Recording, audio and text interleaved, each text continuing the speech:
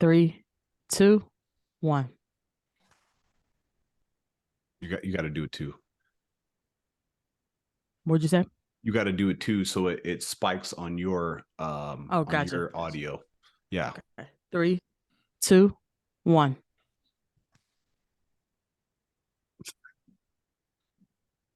Isn't that going to be confusing? Aren't there going to be two spikes now? The last spike is the one that really matters, but yeah, we All probably right. should let's just discard Audacity and we'll do Audacity one more time. Like just discard it, hit the close button, or have to hit the stop and then close. God damn it, all this shit. All right, start Audacity again. Then count us down, Zuri. Okay. 3, 2, 1.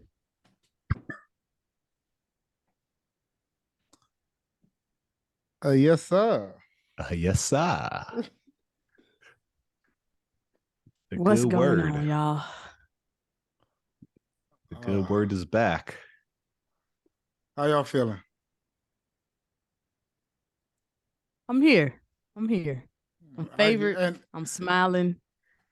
But sometimes you gotta, sometimes you gotta pick yourself up.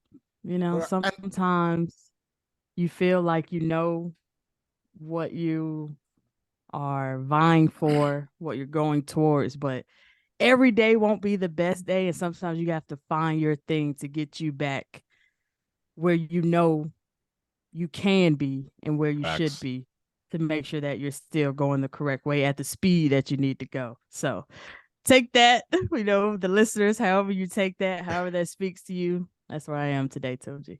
and tell me this, do y'all feel the lull? Because Kamau, you talked about that New Year energy. Is that gone? Like, because it's about this, it's about that time. 3 weeks into the new year, that New Year energy is kind of dissipated, and it's just the year. So is it that time? It's not the year for me, but what is really interesting is how everybody's feeling the lull at the same time. I don't know if it's just particular day and how the stars are aligned if you get down with that. But I don't think the New Year energy is dead. I just think the work has started. And when the work starts, I think you feel it, that's if you are working, and not in the literal sense of you're clocking in, clocking out, but like if you are working towards something, the work has begun. And if you were a late planner, the planning has begun. Like your mind is occupied right now. And my mind is occupied right now. So, I mean, to answer your question, Zuri, or I don't even know who asked it. Maybe it was Tunji. How am I feeling? Boy, like I feel responsible, I feel like I have to be an adult right now. And it is not summertime. We is not outside. We is handling business, and business is not always fun. It's stressful. It's stressful. So yeah, this is definitely it's not always bright and sunny, but like Zuri, I mean, I think I'm feeling grateful, and I feel like, that is the main energy, and that's hard to remember, but it's the main energy that kind of keeps you pushing through, and keeps you pushing through in a positive light, with faith. You can push through and get gritty and like grind it out, but I feel like that there's only so much of that you can dig into. But to stay on the faithful side, like, there is a light at the end of this tunnel. I feel like you got to find gratitude in the darkness. Ooh, taking it back to season 1. Yeah. Okay, I heard that. You thought I wouldn't hear that. And then to also add to that, Kamau, I like that.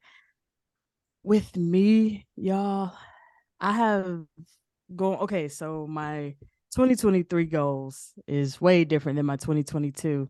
And for 23, I am just so serious right now on what I have set out to accomplish. Because of the goals I set for 22, I know that I've healed parts of me that needed to be healed.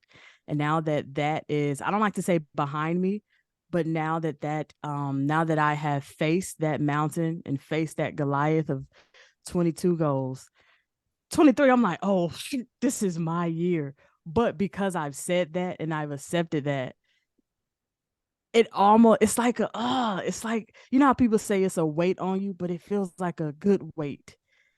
And take that how you want, but it's such a good and positive weight because I'm kind of like tunnel vision right now. And it feels good, but I'm also nervous because I feel like, shit's about to get real. Mm, And I don't know what that shift is. I'm just accepting it. It's almost like, bless you. you know what you plan, bless you, you know what you plan for today. You know what you plan for 6 months from now. But today affects the 6 months, goal from now.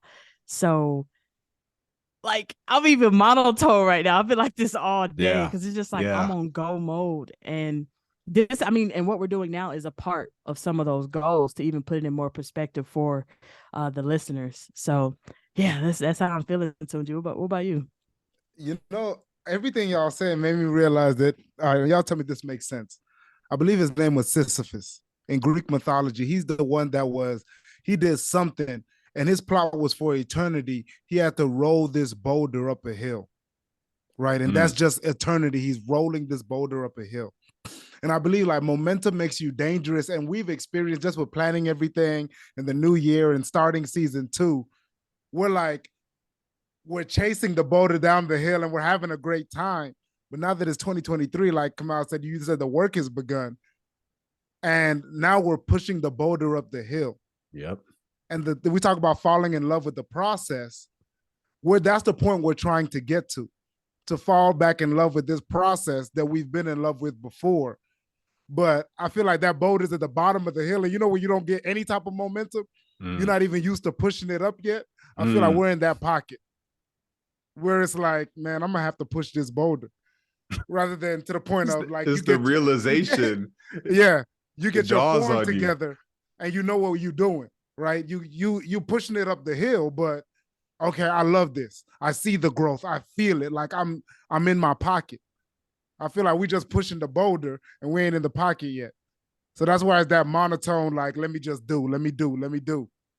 One of I the like things that excites me about your analogy, just like where I feel like that it's a faster turnaround loop for me, and I experience the progress faster is working out. Like I've never been like a super fit, like ultra body kind of guy. Like I've fortunately been blessed thanks to my parents for the good DNA of height and broad shoulders. But I never was really like, the rippest, buffest, cuttest dude. And so going to the gym is relatively a new thing for me, at least consistently. But the reason why I like it is because it's definitely it's an eternity of pushing the boulder up the hill. There is no destination when you're working out. There is no I'm here now. Like even the people who achieve like 8% body fat, 6% body fat, like they're still pushing it up the hill. I don't know where they're going, but it's still this maintenance and this eternal pushing this boulder up the hill. But where I like it is I feel like you get the feedback immediately from your body, like that energy boost. You can feel more focused.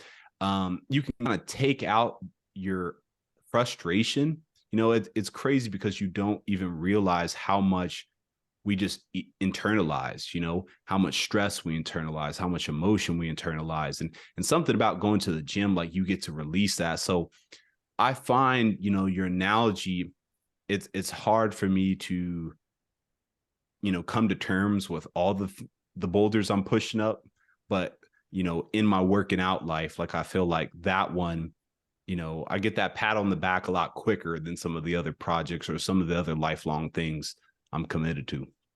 That's real. I want to circle back to the word momentum. And the reason why I want to circle back to the word momentum is because I know what it feels like to lose momentum with maybe a business or whatever dream that you're building. I know what it feels like to lose that moment.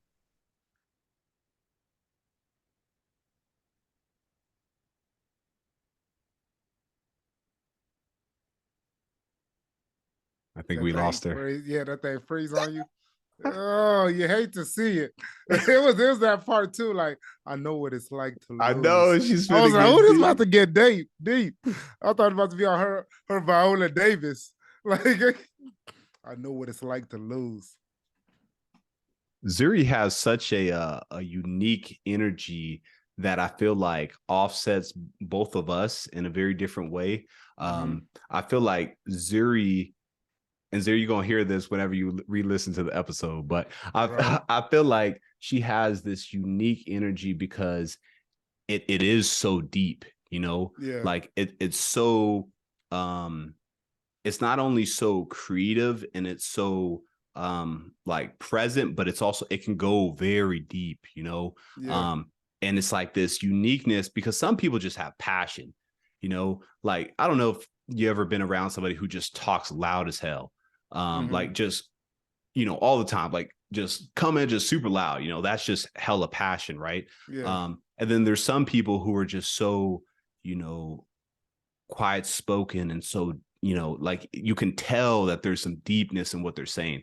I feel like she's both, you Yeah. know, like Absolutely. she definitely Absolutely. has this passion that's just like, I'm finna tell you what this is, but it's Yeah. this depth that she really gets to dig into that soul. And it's like, damn, girl, where did that come from? Like, you just unveiled some shit right there. You can tell she does a lot of reflection.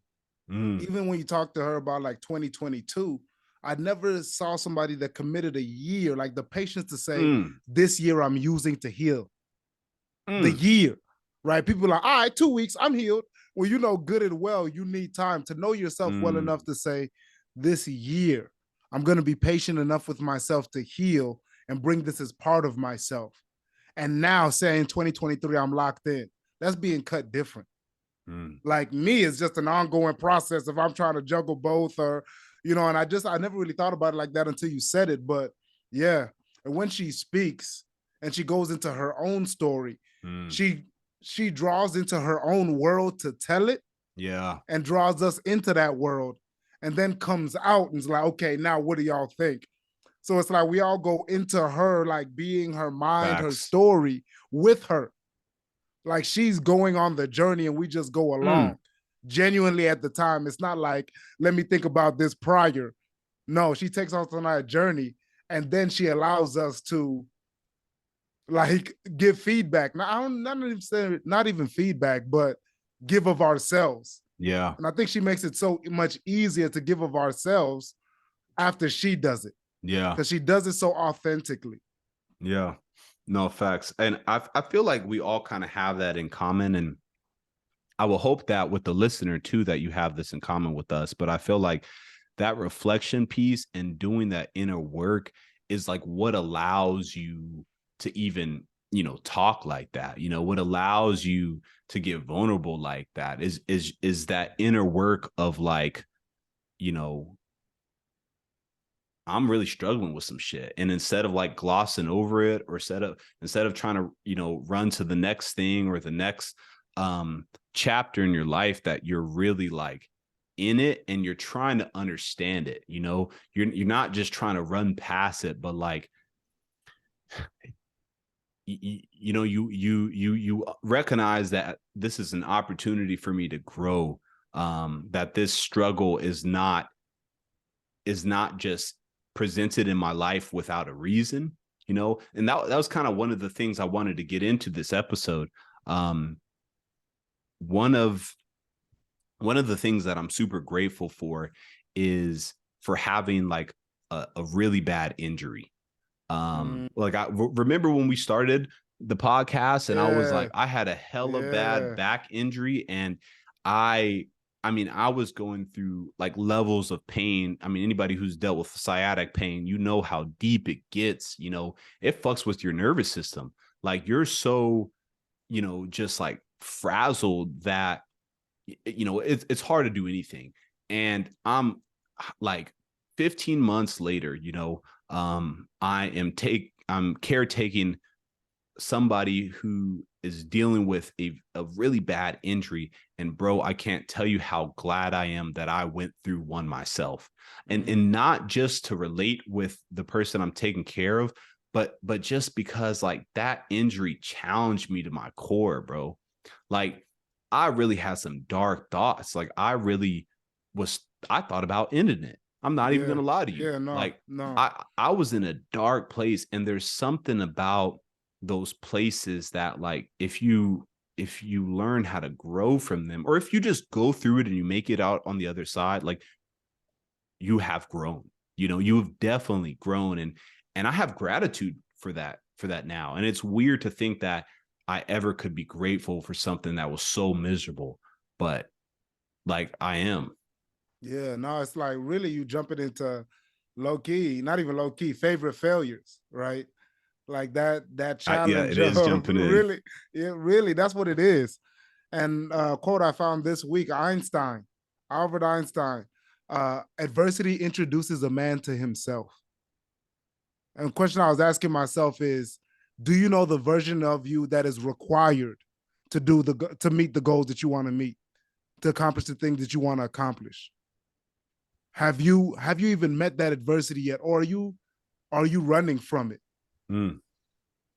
Because sometimes you can go through the thing, get to the other side of it, and then you don't reflect on it, and you didn't get what you needed to. So that's sitting there and being like, afterwards, you've thought about that injury a lot after the injury. And because you thought about it so much, and those thoughts that you had in your brain, and you reflect on like, yo, that was me. It wasn't, oh, like that wasn't me. That was me too. Mm. That's where I can go when I'm in immense pain. And now you're taking care of somebody else. You know where you can go and how you see yourself, the level of confidence you have, the passion you have, the vigor you have for life. And you went to that place. So then you're like, oh, somebody else? Yeah, I got you. I got you. Because you know what's possible. And a part of it is reflecting afterwards. So I feel that. Yeah, I feel like it also adds to that mental fortitude, like I think about somebody like Kobe, who tore his Achilles, or in like I think the year before he like busted one of his knees or something, and then like back-to-back seasons, and to mentally get yourself through an injury or through just a major setback in your life, to go through that therapeutic, where you're like, working at it again and trying to rebuild the muscle and get back into it. It is a mentally taxing, emotionally taxing experience. Like you are in that thing and there is no escaping, even though you want to. And the only way forward, or the only way through, is forward. And it's like, to come out on the other side of that, not only are you just grateful to have it off your back, but like you were stronger mentally. You have more faith in yourself that like, I can get through some shit. Like I'm that kind of person. Yeah. Yeah. And Zuri, welcome back. We were bragging on you for like 10 cold minutes. No So when you cap. go back and listen to the episode, you'll be able to hear that. Well, I appreciate it, because they tried to stop me. I don't know who they are, but you can't stop me. I came back better than ever. But so you keep going. I'm gonna just hop in. I'm gonna hop in. No. I want to hear what you were saying, because you said you were speaking about momentum. And then you talk about like what you were gonna say. You can lead us into the first segment. Facts. Okay, appreciate that. So where I left off before I got rudely interrupted was I've actually had experience of losing momentum, and I was circling back to a comment you said, Tunji. And I want to say one of the main reasons why I'm in this kind of tunnel vision space I am right now is because when you are building a dream of yours and you get a smidget taste of what momentum feels like, and I feel like favor is a part of momentum. Because once you lock in and you decide that you're going to chase that dream, chase your destiny, chase your purpose, God sprinkles a little momentum on top of that cake for you, of all those ingredients that you are creating for yourself within that dream. So if you decide to kind of slack a little, where your momentum kind of downgrades, you start to get a thirst for momentum again. Mm-hmm. And I feel like when you get a thirst for momentum, you become tunnel vision again on your vision, pun intended. And you won't let that momentum go again, because right now I'm building up to get that momentum back. But to the listeners right now, if you're listening and you're within that momentum right now, stay right there. Do whatever you need to do to stay in that momentum. Maybe journal, maybe talk to loved ones. You might feel like you want to quit out, but if you quit, I promise you that momentum is going to quit on you as well.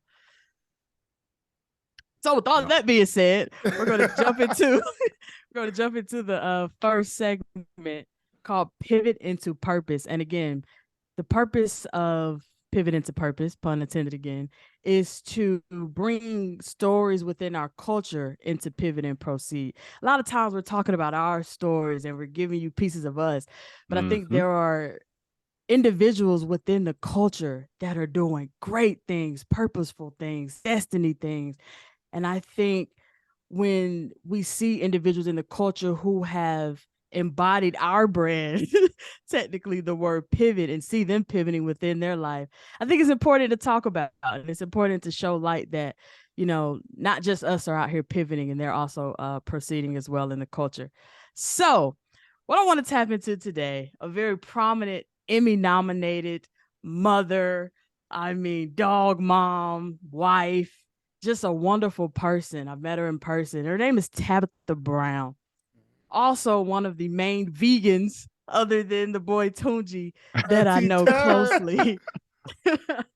But from a distance, just there are so many parts of Tabitha Brown's story that I can make into 6 episodes, honestly, where she had to pivot. But today I'm going to speak on that one story of hers where she had to pivot her mindset to be that Emmy nominated individual that she is today. So Tabitha Brown's dream used to be an actress. She moved her family. They all moved to LA.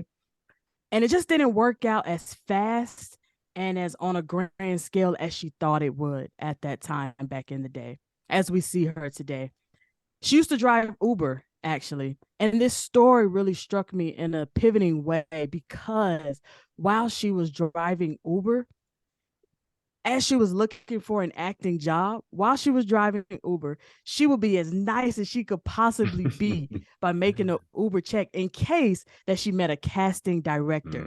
She had already pivoted her mindset to say, like, hey, even though I would rather not be driving Uber right now, she would rather be on a big screen. She is going to take this opportunity and milk it and find her flowers rooting in her garden right now, right? So she never met a casting director in Uber, but guess what she did do? She had her very first viral video made in that same car while she was on the clock Ubering. No, I don't think y'all heard me. Wait, hold on. No, I don't think y'all heard me. Tabitha Brown had her first viral video, which now she is a social media just queen with millions of followers. But it all started with one video. God gave her a vision while driving Uber when she wanted to be an actress. That was her first viral video. So what I want to challenge you, Kamau and Tunji, is to really just let this story kind of fill you up and just speak on what you see within this story and what you could, tell our listeners what that story means to you. What it means to me is like, we think we know what we want. But when I said I wanted to be a speaker, my mentor in 2012, Dwight Perry, shout out to you if you listen to this, he said, a person cannot become what they have never seen. And she wanted, if she knew a social media queen and all that existed and everything like that, maybe she would have pursued that. But it didn't even exist at the time. Her platform, her space, what was made for her wasn't even existing yet. Wasn't even ready. So I thought that's so powerful, right? And everything she did mattered to get to that point. This platform, this space was always meant for her. And everything followed. So all that's what all it says to me. The thing that you're going to shine in may not even be created yet. But you still have to follow the acting dream.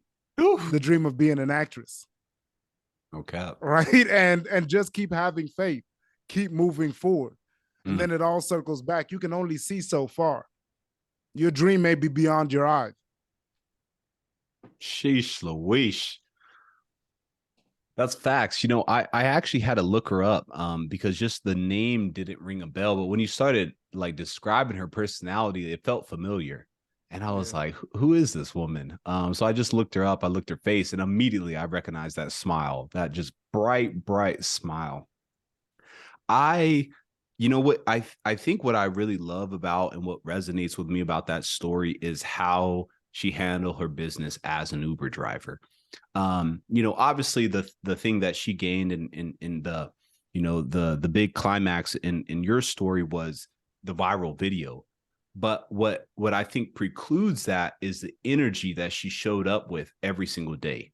You know, even though that energy was really for her customers in the instance that they happen to have connections, she still was like maintaining that energy. And you know what it, you know how hard it can be to kind of charge yourself up and to carry a certain energy even when you don't feel like it. You know, even when it's not your day, even when you're tired of this damn Uber and these damn LA traffic, because I know she was. Anybody like who drives in LA, I know you get tired. You know, that traffic will make you suicidal. I feel like, you know, for her, that just energy, you know, if you can maintain, you know, something so positive, so infectious, so grateful like that, you know, good things are bound to happen. I remember when I was a I was at LSU. It was like my first year, and it might have even been my second year. And I think it was my second year. I had just recently withdrew from school, and I was like, you know what? I'm gonna get a second job. So I'm working this job, and I am a sales rep in a Home Depot. And my job is to sell patio covers and pergolas and screen rooms and sunrooms. I'm 18 freaking years old. I've never owned a house. I've never even had an apartment. Like, how am I selling things, attachments, home improvement stuff?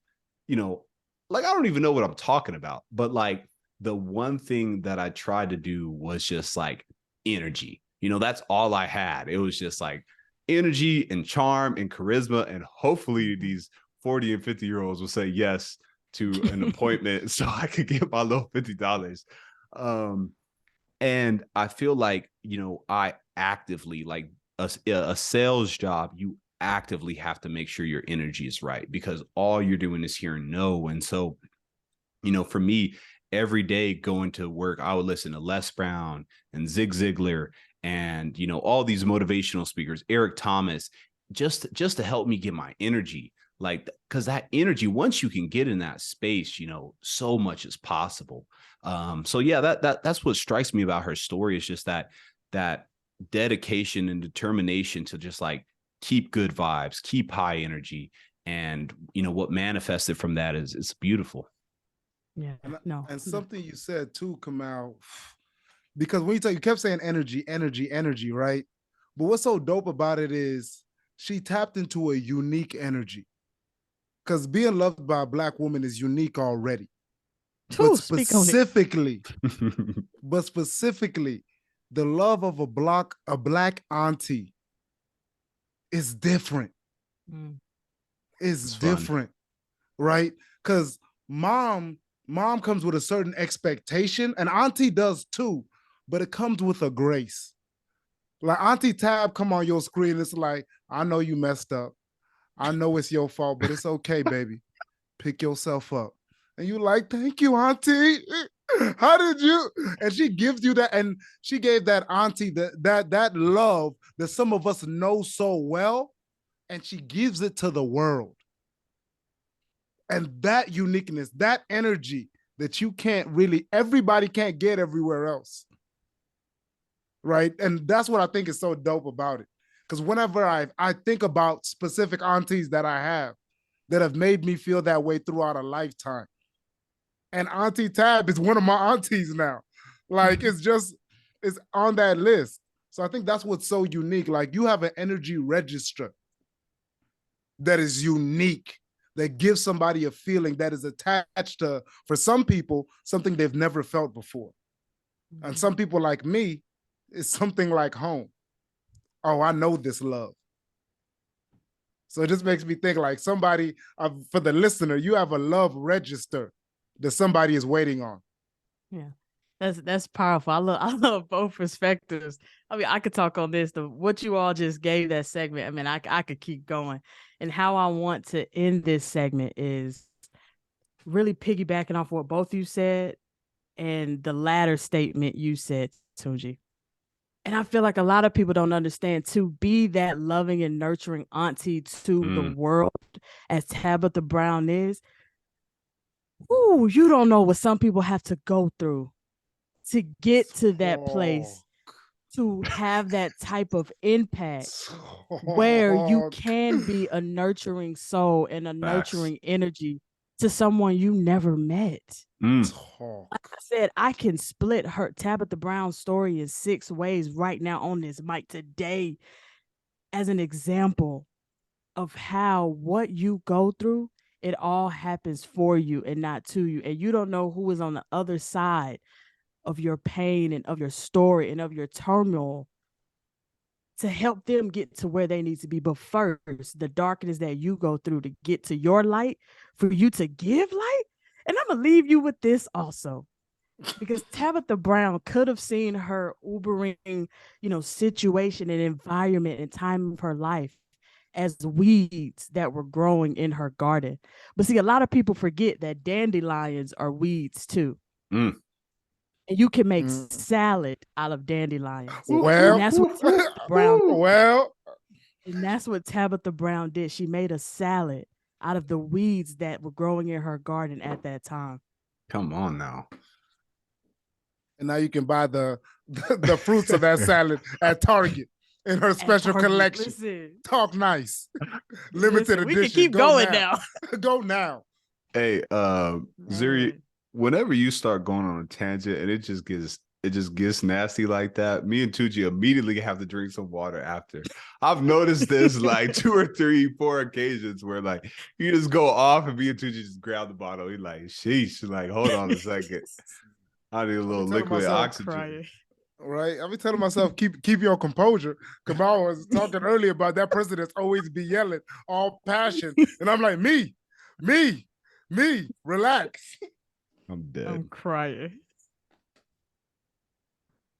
Cool. All right. Well, on to the next stop on this train. What we got next is how should I proceed?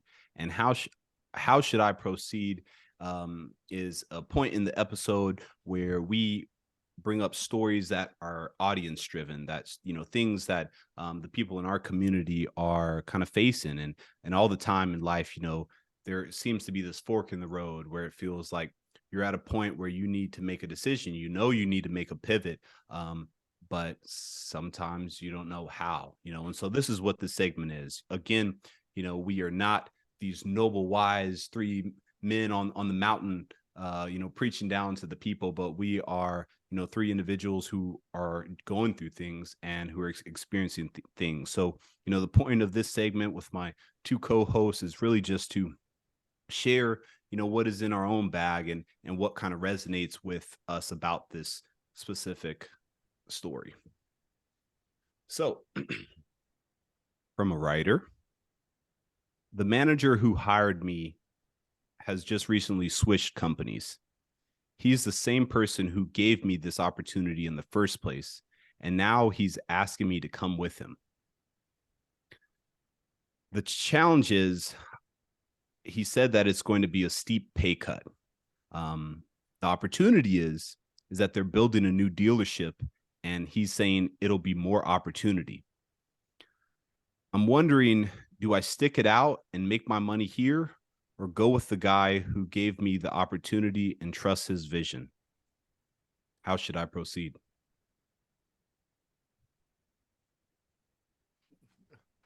All right, I'll jump in. The maxim I'll lead with is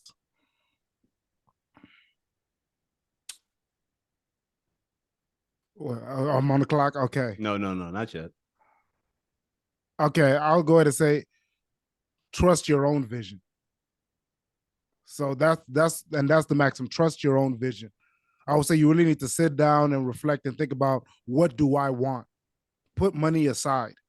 And I would also always think about the fact of, on the other side of the situation, if both failed, which would I be proud of myself for going down that road? Does staying here make me grow, or does going with old boy make me grow? I say walk down the path that aligns to my vision and leads up with me growing, with me becoming more of myself. You can get another job, you can find another opportunity, but the vision is the vision. That's it. Follow your vision, not his. And hopefully there's alignment. I can jump in. Kamau, when you first read that insert, my mind went directly to the grass is not always greener on the other side. And the reason why I thought of that quote is because, or that saying, is because a lot of times we want to follow individuals who might have brought us up, who might have fed us, who might have given us that love or that opportunity at that time. But what if that opportunity was for that time? Maybe you need to elevate in this environment that that individual, presented to you. So my advice would be just to sit with who you are and sit with where you want to go, kind of piggybacking off of what Tunji said. But in the back of your mind, always remember the grass is not greener on the other side. It's just greener where you water it. So maybe you need to water your grass and what you've built in the environment that this manager presented to you. Sheesh. Okay, we cooking. It's an interesting scenario.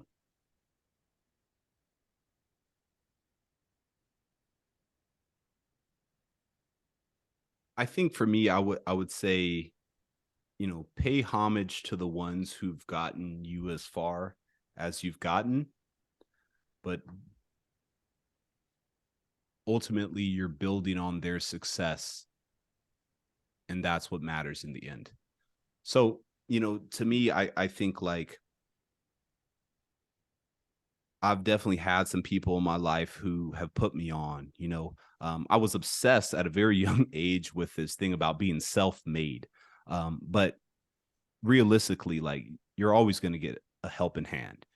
And I think the purpose of the helping hand is not eternal loyalty, but it is, I believe in you and I want to see you make it to the next step. And I think that this opportunity can do that.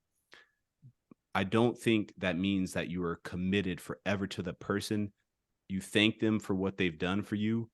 But I think ultimately, like, you just got to build in whatever direction is actually going to be building, not just for the sake of, being loyal without it being aligned.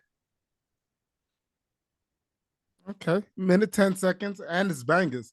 When I tell you, hey, we getting there from that. Those the first two, they're like splitting 3 minutes each. That's cold. I like that. I enjoy that segment. Yes, and if you as a listener feel like you're at a place in life where you could use a little perspective, you could use a different viewpoint on this pivotal moment, please feel free to DM the Pivot and Proceed Pod Instagram, and that's at Pivot and Proceed Pod, POD, all spelled out. And just DM the Instagram with kind of your situation, and we'll be happy to bring it up. Yeah, oh man, which kind of leads me into favorite failures. I was going to do a different one, and favorite failures is a segment where we dig into moments we failed in life that ended up being a W. That I'm glad this happened. But specifically, we call it favorite failures because it makes you dig into the emotion of failure.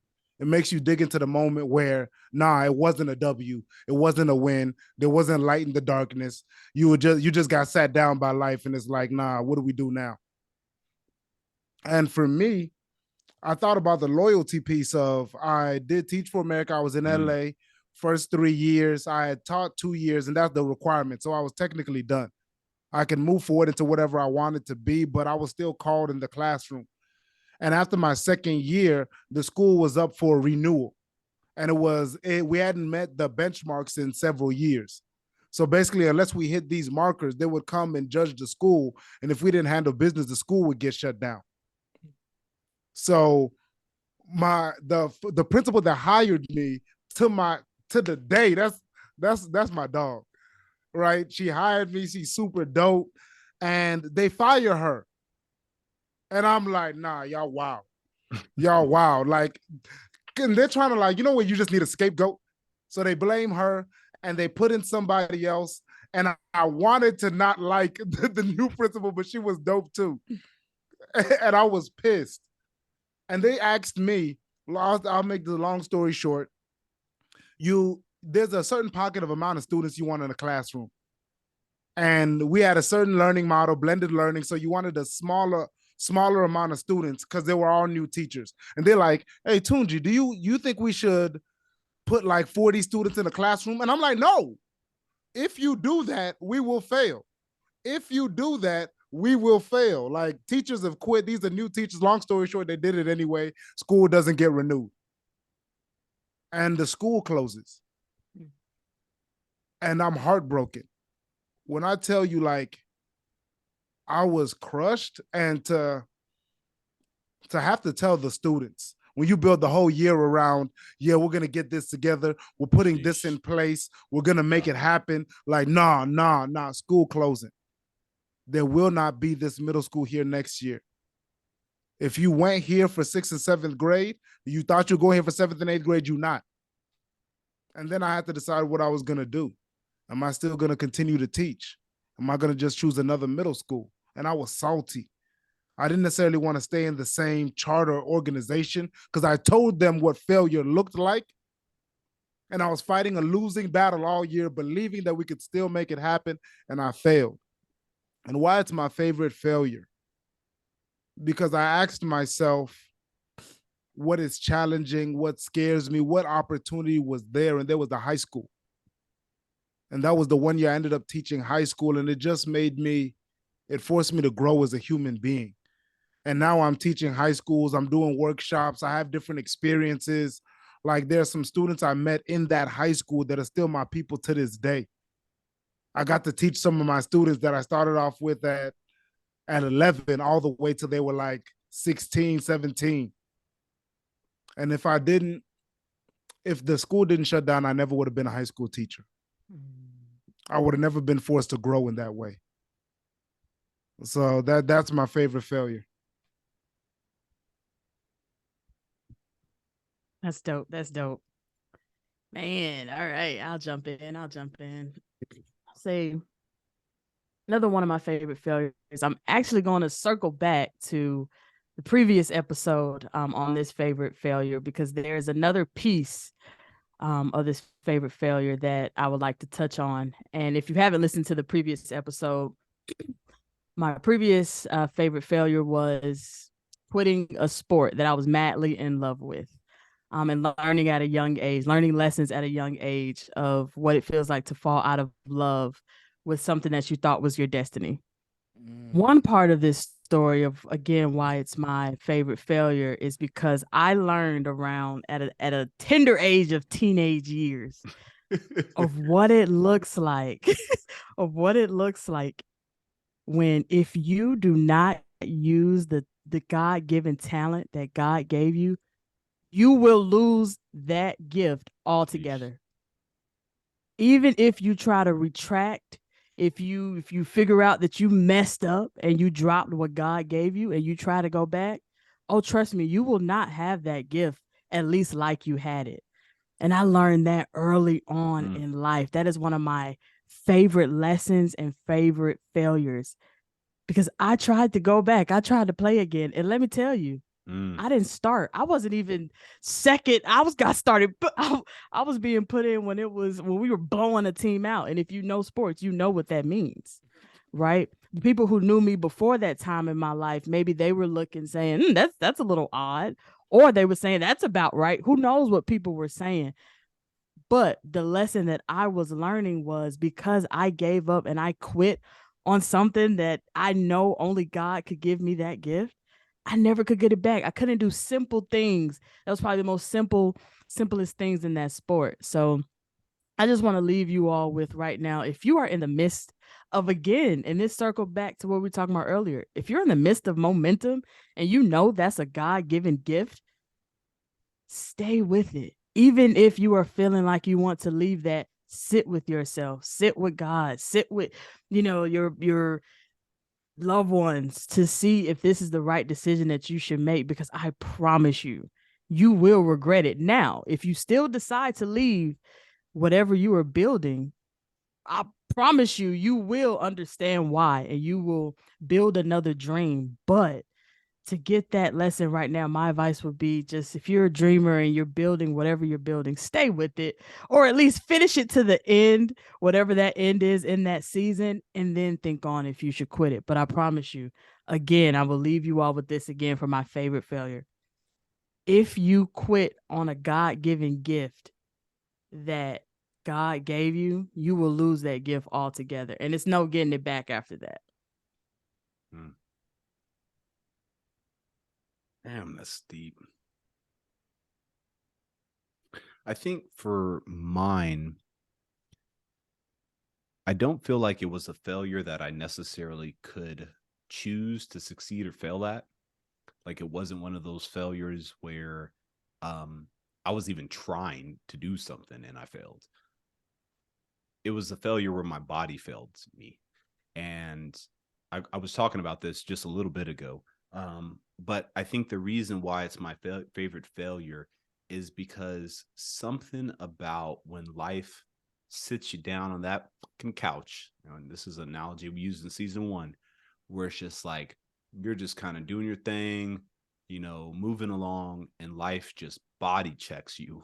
And for me, this was a literal body check where it's just like, whatever you thought you had going on, here's an injury. Here's a thing that you cannot ignore. You cannot, tough it out. You can't. You're getting sat down on this couch. And I think for the reason why it's my favorite failure is because if you've gone through an injury, like a really bad injury, you know what that rehabilitation process is like, and you know how mentally and emotionally taxing it is on you. But on the other side of that, like, I think the kind of empathy that I've acquired from that, where it's just like it's that reality check that you're not invincible, that you are that you're not like untouchable. It's kind of like a graze with death, right? I'm sure, I don't know if all of you, but a lot of you might have had that graze with death, right? Where you're like, damn, I really could have died right there, or like I might actually be about to die, and it just coming out of that, it's a different perspective. And I think the same thing is like how I feel 15 months later, looking back at that injury and also kind of holding space for somebody else who's going through that. It's just like, man, like being able to walk is such a sweet, sweet lesson, being able to run up and down stairs, being able to do push-ups, being able to sleep because your body is comfortable on this bed. Like it is a sweet, sweet lesson that we take for granted, and it's like the kind of empathy that you develop for physically having to go through something is it's just another kind of empathy. It's like, man, I feel you on a literal level. And it's my favorite failure because my body failed me, and I think it made me so much more grateful for my body. It made me respect my body. It made me be like, this thing isn't just promised. This thing is a blessing. So yeah, that's the favorite failure. Cold. And just just to segue to free talk, Zuri, the point that you made really struck me. You said that and I want to bring it to your point too, Kamau, that when you have a God-given gift and you quit on it, you don't get it back. I don't know if I necessarily agree, but I do feel like I just saw this Morgan Freeman. It was this movie. He said it the other day, and I reposted it. He said, you're either born with a gift or you develop something along the way, and you don't betray your gift. And the young lady was like, what happens if you do betray your gift? He said, you betray yourself. And that's a sad, sad thing. And I think there's a cost that what you're speaking to is what you don't get back. There's a price to be paid for betraying your gift. Mm. There's a price to be paid for saying, I don't choose you, this thing that I'm blessed with. And I think that's part of the game too. Because you can't do everything. And we talked about this in the Kobe Mamba mentality. There's sacrifice to get to a certain level in certain areas. And you have to look at, especially some of you that are so multi-talented, you have to look at this other thing and say, you may have to sit down for now. And especially if it's something like your body, like you were talking about, Kamau. Like, we forget that our bodies are a gift. And if you neglect it for years, there's a price to be paid, and you know that. Even if it's 2 weeks, try and step back in the gym and do what you were doing before. There's a price to be paid, and that's pain. And if it's 2 years, there's another price to be paid. If it's 10 years, there's a greater price to be paid. And you took 10 years to get your knees that tight, my G, it ain't taking 2 weeks to get them back right. It ain't taking 2 weeks. And I feel like it's like that with all our gifts. The longer you neglect it, or the longer you decide this has to sit over here, the longer you have to spend making that doing right by that what you betrayed. So that really hit me. Me and Zuri over here tripping out, man. You taking personal shots, man. I'm feeling offended. Like, you talking about my story, and I don't even know. You know, you don't even know what you talking right now. Like, I'm feeling it, man. I'm like, damn, man, dude, why you gotta be talking like this, man? I know, man. I know I'm neglecting it.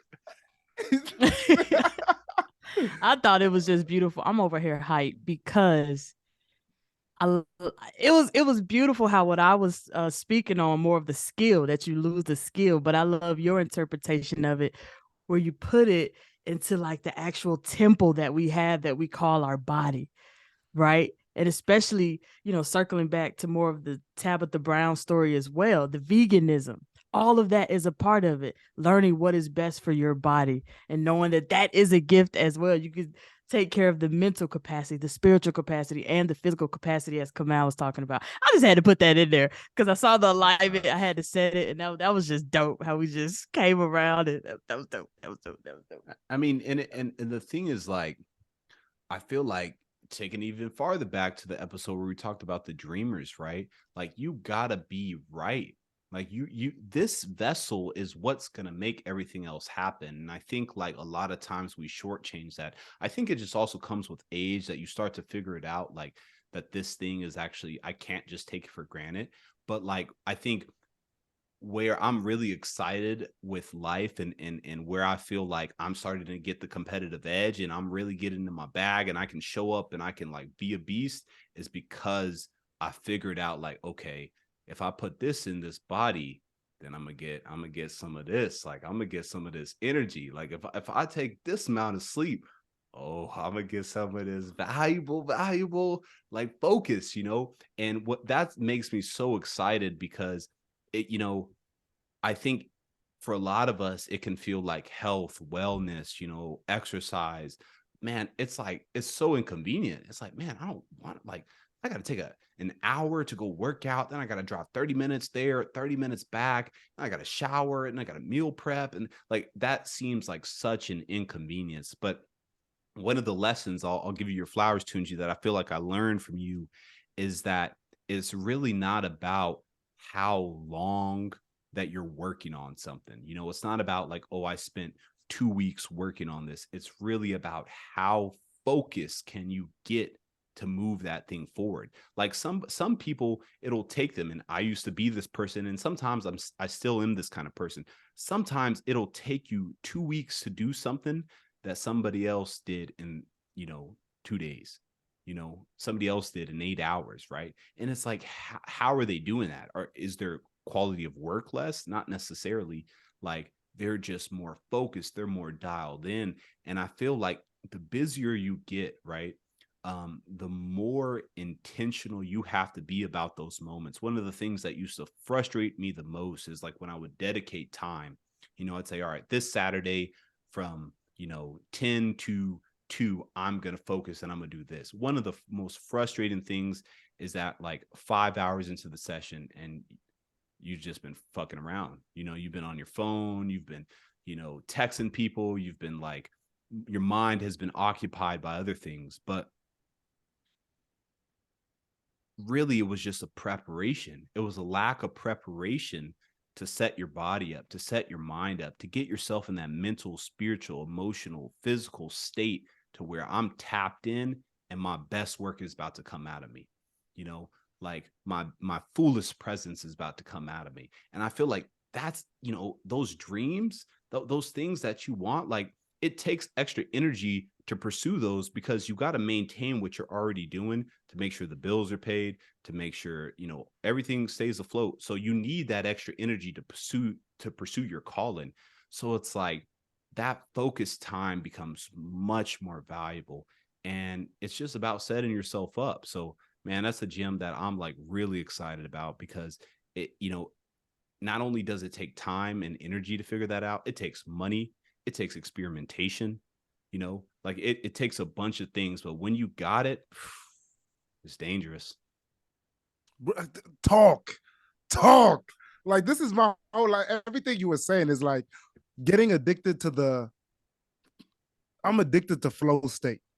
That pocket of you've eaten right, you've worked out, you're getting that energy, you got enough sleep, and you walking around and you just clicking on all cylinders. Like you said earlier, Zuri, and Kamau, like Auntie Tab, that energy, you have to put in work to be able to give that to the world. And the thing is, it's authentic. There's overcoming pain there. There's eating a certain way. There's sleeping. You take care of yourself a certain way that it just flows out of you naturally. And that's my obsession. I want everybody living in that pocket, or at least to taste it, to taste what it's like. Because then all of a sudden, everything starts to change. Not only do I want the food to taste delicious, yes, I want it to be plant-based, but it got to be busting too. And I also like to speak specifically, like you talk about like going out at night with friends and other things like that. Like I love a good function. I'll be dancing. Like y'all don't understand. Like the kid a dancer. Low key, a Jabberwocky if I got my knees right earlier. Speaking of betraying our bodies. But anyway, I found that specifically, and I challenge everybody to test this out.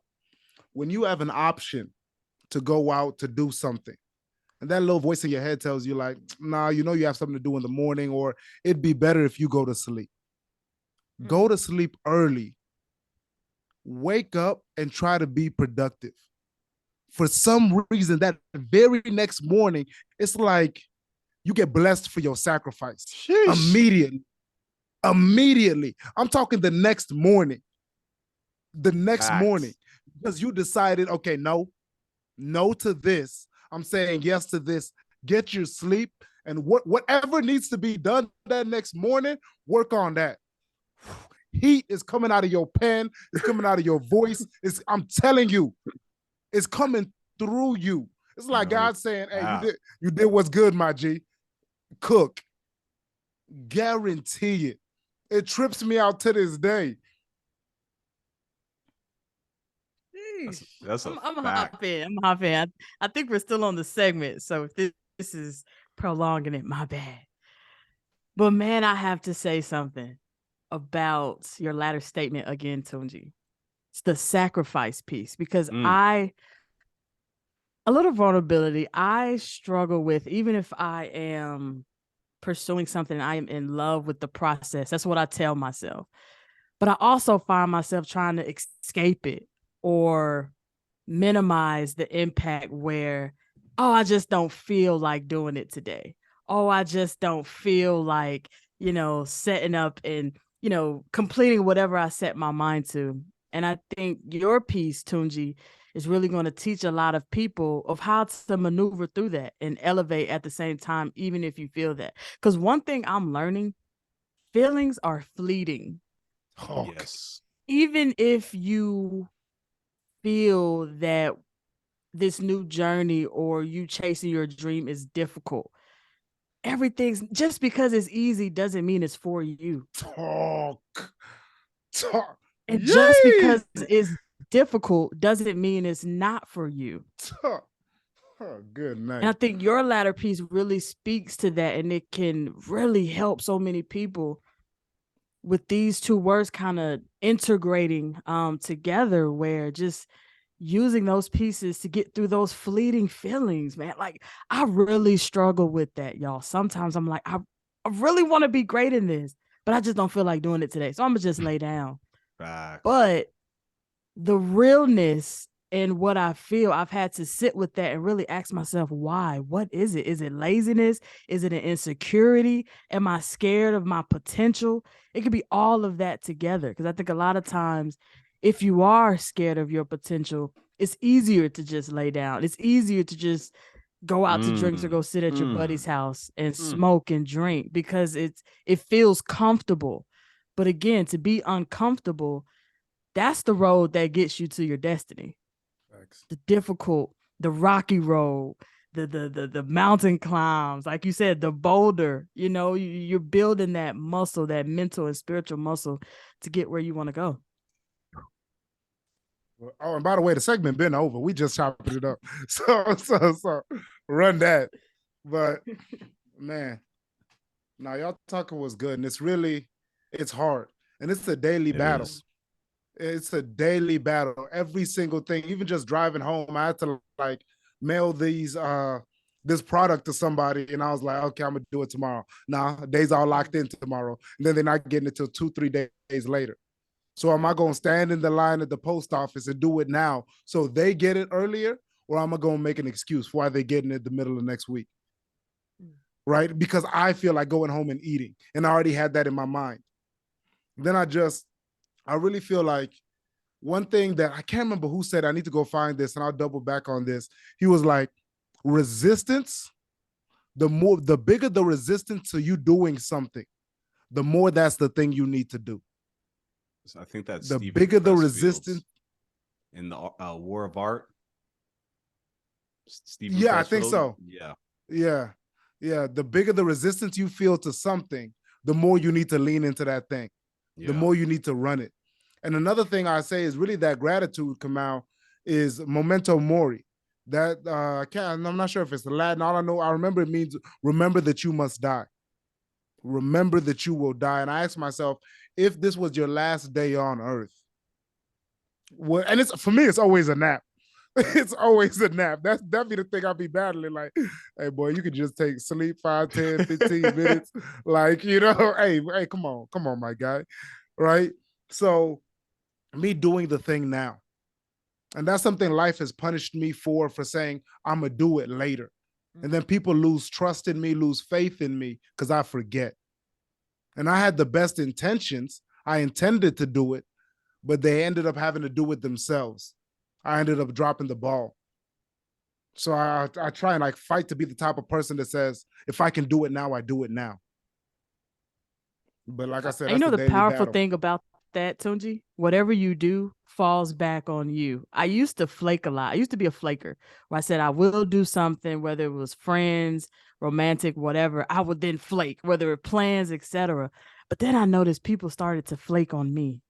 So I think that's another encourager where you know how you want to show up in your friendships or your romantic relationship. Just speaking about flaking right now, you have to give what you want and what you know you deserve. Come on. Yeah. Right? So if you show up for yourself and show up for other people, people will show up for you. That's just how it works. And that's no muscle from you, nothing. It's just you doing exactly what you know you need to do and doing it at that point. And like you said, resisting the urge to lay down. Like you said, naps. It's like me too. Not really naps. I just want to lay down and watch YouTube. Like, that's my thing. Yeah.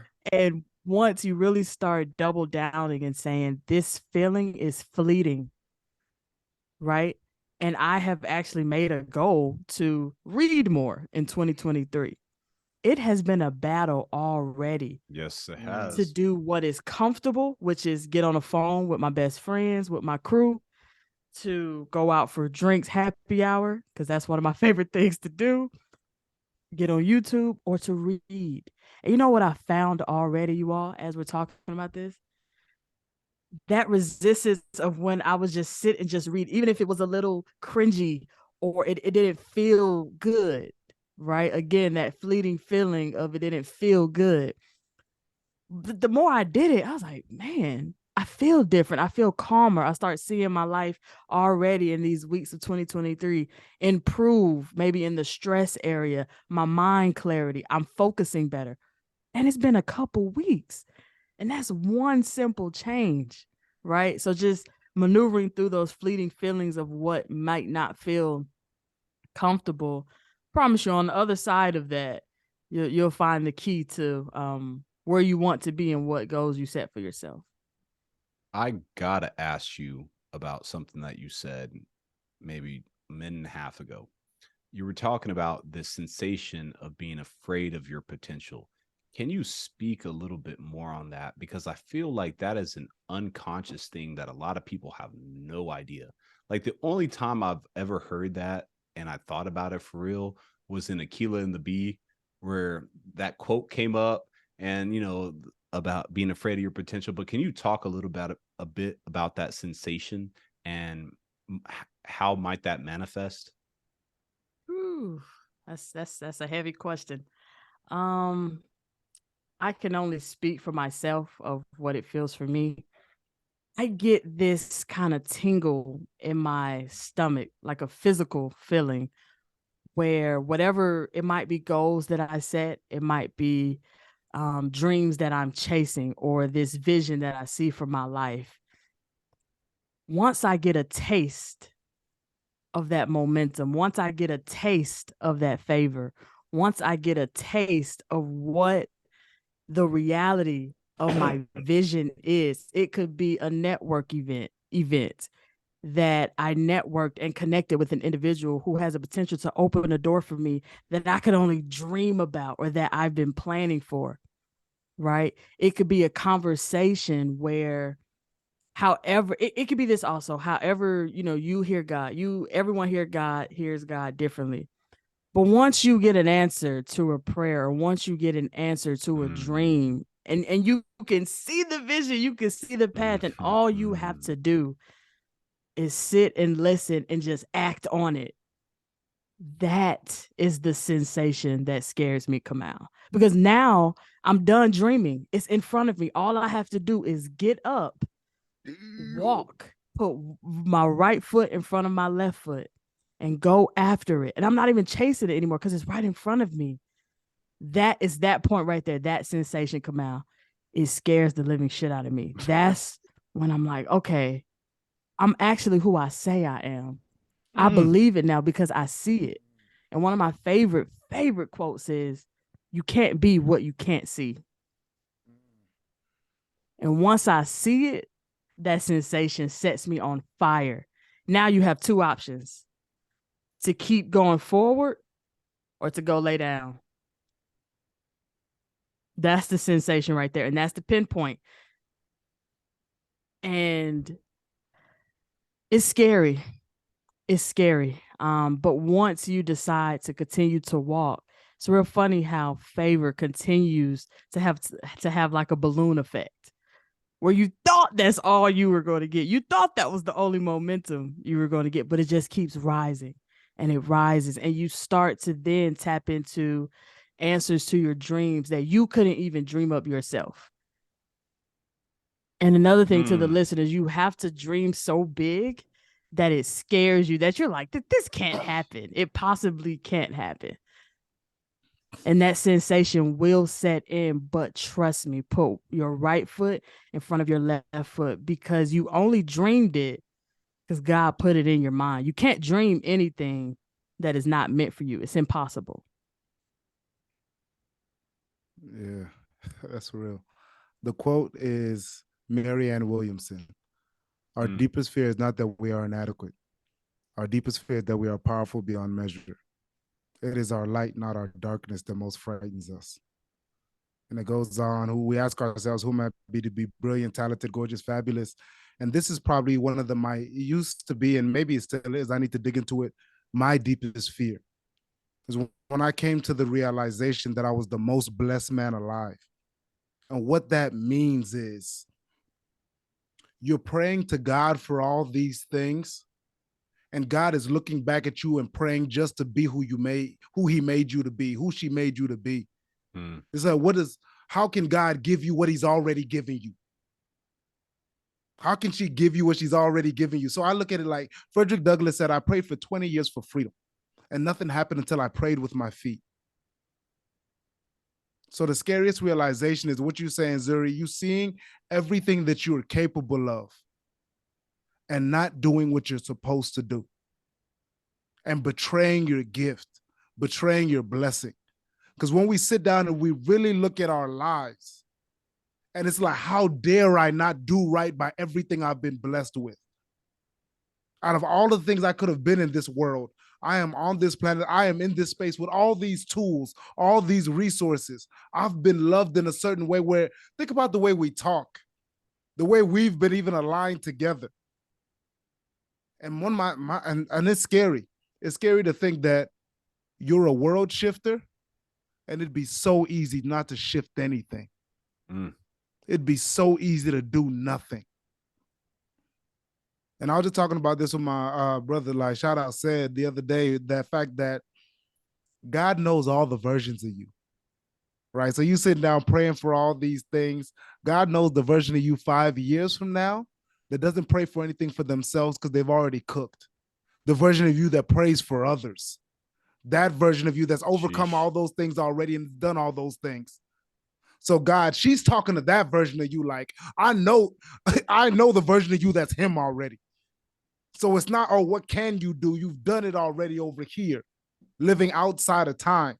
And we're sitting here praying, like wishing and hoping when you have everything you need already, and it's scary.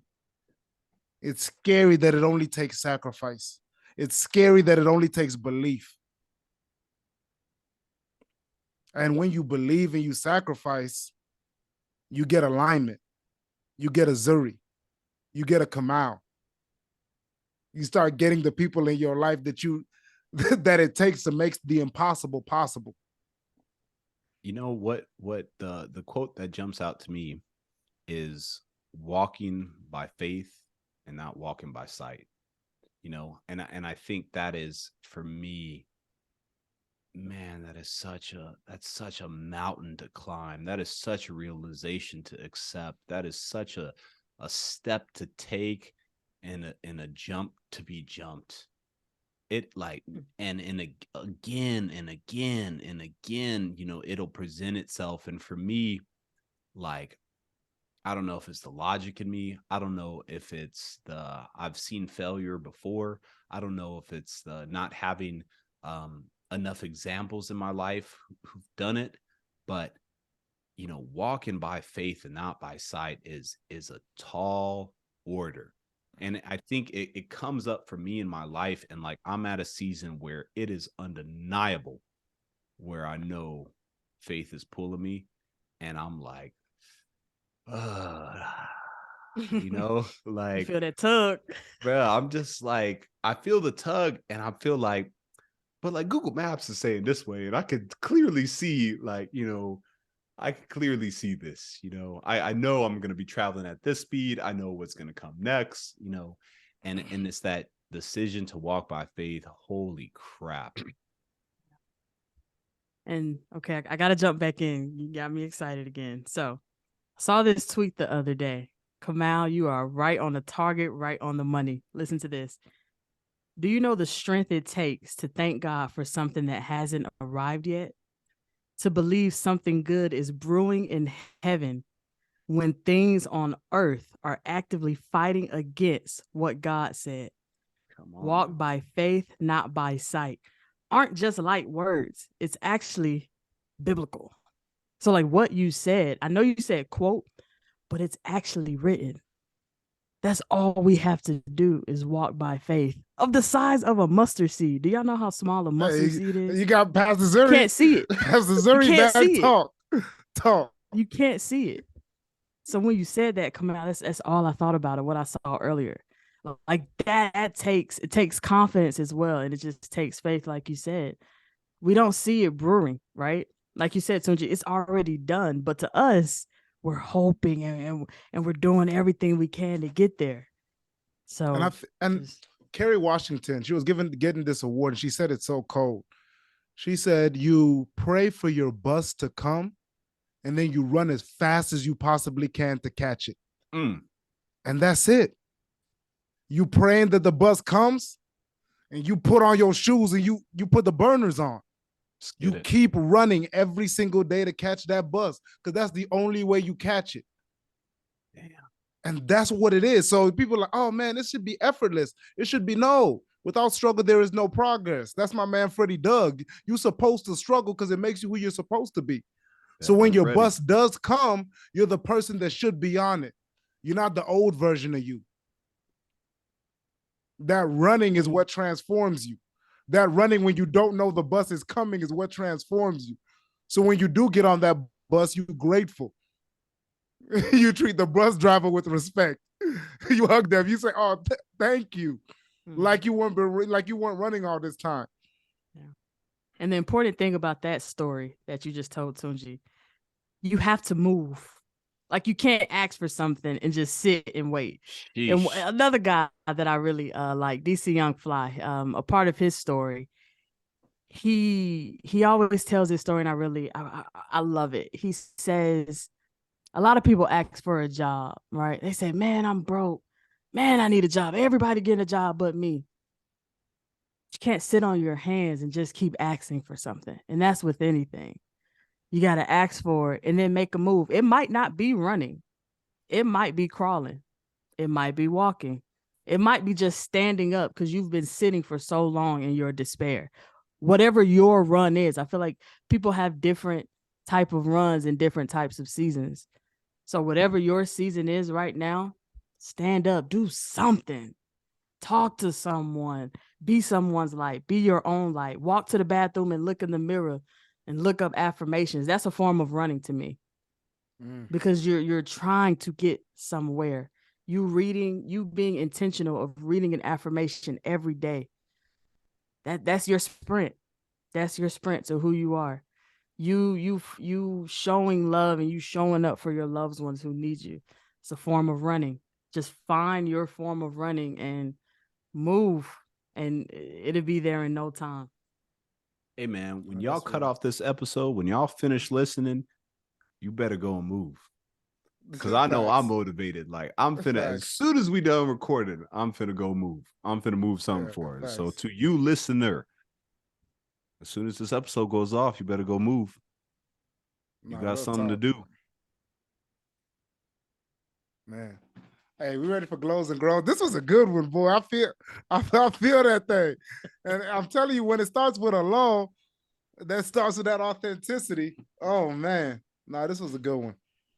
This is a good one. And I'll go ahead and share my glow. My glow is that I think throughout this episode, the analogy of Sisyphus pushing the rock up the boulder, like that analogy in this episode has brought me to the process of feeling grateful for the grind again, feeling grateful for the process. That you can't have 365 days without day 19. And today's day 19, and I'm grateful for it. And my grow,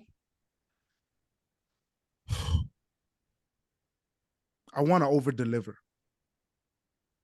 I feel like in certain moments, it's easy to get comfortable, especially in the space I'm at now, where I've built something, I've made a workshop that I know is good, and it'd be easy to get comfortable. It'd be easy to get comfortable, and I want to challenge myself to over deliver, to consistently, every time I do this thing, it's going to get better, to fight for growth, to not be okay with just it being okay. And the soundtrack to I want a soundtrack to my grow. I want to talk greasy, and I'm gonna go with Jeezy. This is actually off a new tape, relatively new anyway. It's I Ain't Gonna Hold You. Jeezy and DJ Drama. I Ain't Gonna Hold You. Yeah. Go ahead and put that one in the cycle. Yeah. Beastie. That was a beastie choice, Tunji. Okay, out the gate. I'll hop in. my grow. I'm a reader, y'all. Like, okay, Dog, so come on now.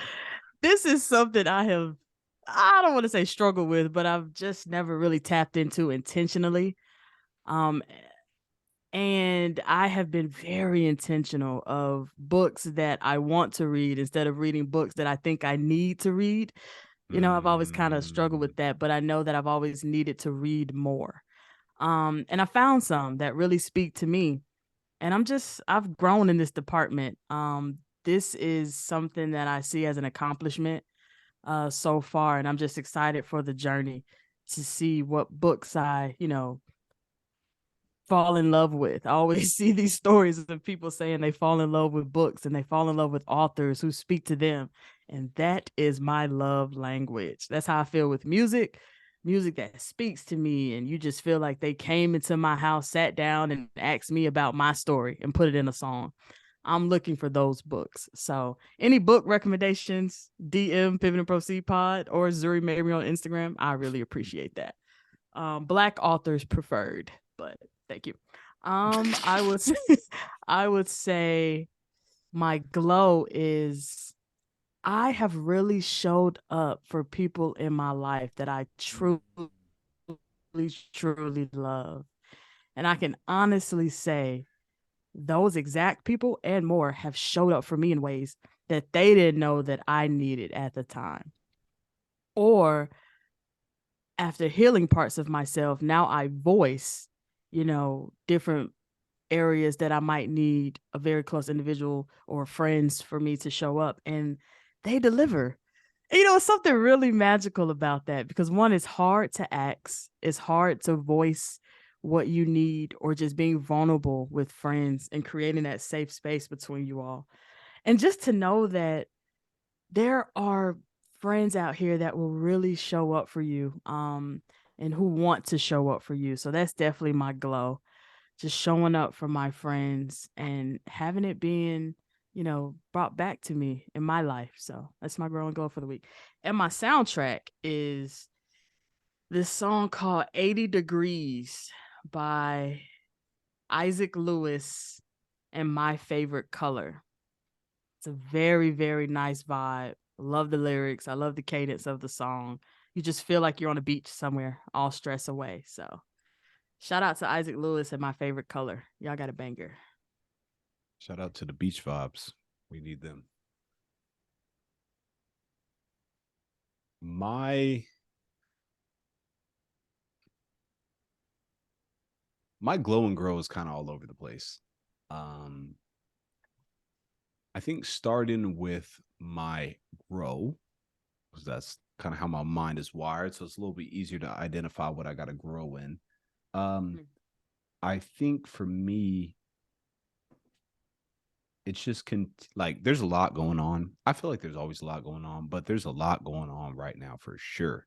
And it's not everything that I am choosing. I'm choosing it because you choose all things that you do.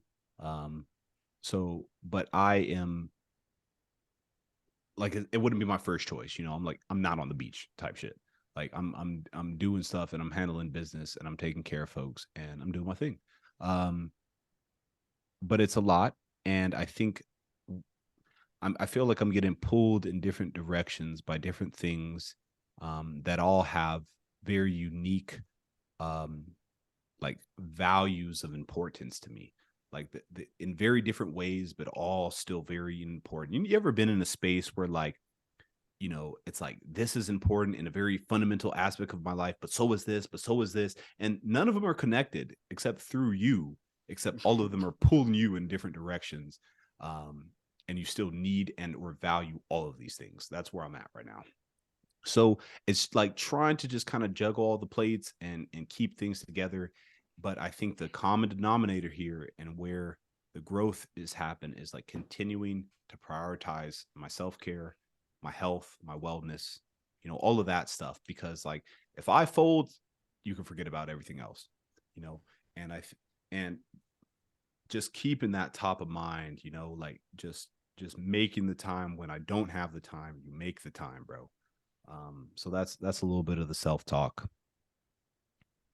The glow. Ooh, the glow, the glow, the glow. I, you know, I think what excites me about the new year is I feel like these dreams get unearthed again. You start thinking about your goals, you start thinking about your potential, you start thinking about where you want to go. And so my dreams have been unearthed again, and I have got these visions that, it's like, thank you for the vision, but now I have to do the work. So it's like, fuck, you know, and but I'm like, I'm excited because like having a vision to pull you, is it makes doing the work like feasible, possible. Um, I think, another, to jump real quick back to the grow side, another part of this grow is to be consistent. It's like you get this vision, you get this end goal, you get this potential, but a lot of time I have kind of flaked on myself, to handle other responsibilities. And so I have this vision, it's crystal, it's the glow, but like the grow is also to stay consistent, to keep giving each of these visions love every day. Um, and that's it, that's it. And I think over time these things will start to cascade. But to the second I stop giving that vision love, that dream love, I'm not I'm not pouring into the gift, and I don't want to lose these. I'm tired of fucking losing gifts. I'm tired of losing dreams. So that's where we at. My song that I've been vibing is this Grateful by DJ Khaled.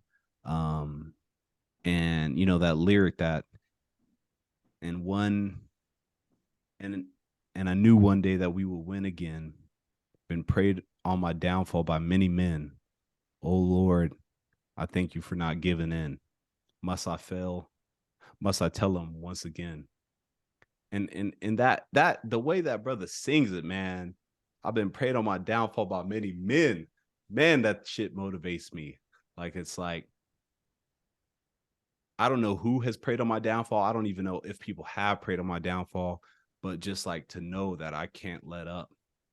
Like I can't, and the energy that I'm thankful for, or the energy that's keeping me going, is the gratitude that I'm still going. So we not letting up. We not letting up. And we're grateful. Ooh. Ladies and gentlemen, welcome back to Pivot and Proceed. Thank you Yeah, very that's much. that's what we do. But just know that's our episode. We love you. And for every pivot you have, may there be a proceed. You are loved. Till next time, y'all.